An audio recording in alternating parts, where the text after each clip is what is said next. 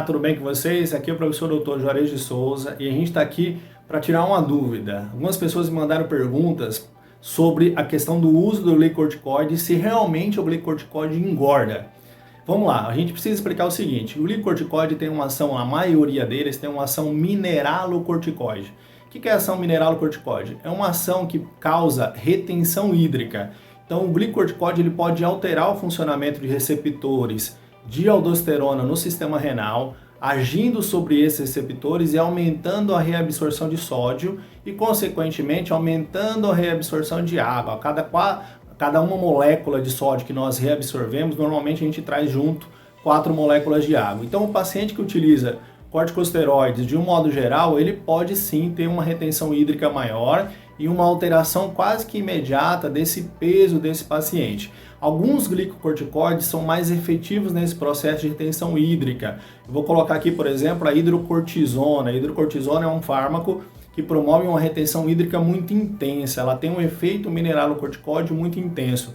Isso causa um aumento da reabsorção de água de forma mais intensa, aumenta o volume de água no organismo do indivíduo, consequentemente pode modificar o peso desse paciente também. Não é uma modificação muito intensa, não é tão relevante assim, tão forte. Porque a gente precisa lembrar que essa modificação também pode causar um aumento da pressão arterial nesses indivíduos. Alguns outros fármacos, como a dexametasona, elas não causam essa retenção hídrica de forma tão intensa. Então essa reabsorção de água é um pouco menor.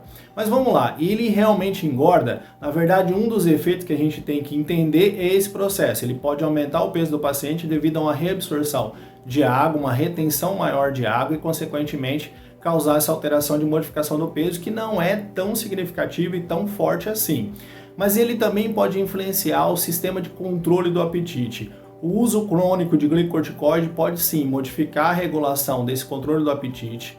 Não é tão intenso, mas ele pode promover essa modificação e causar sim um aumento do apetite no paciente, fazendo com que ele ganhe peso. Isso realmente de tecido, né? Ganhar peso não só em volume de água, mas ganhar peso em massa, sim, através o aumento da ingesta, aumento da alimentação e, consequentemente, esse ganho de peso. Então, realmente, o glicocorticoide ele pode influenciar a regulação desse sistema de controle do apetite, aumentando um pouco mais o apetite, fazendo o ganho de peso desse paciente.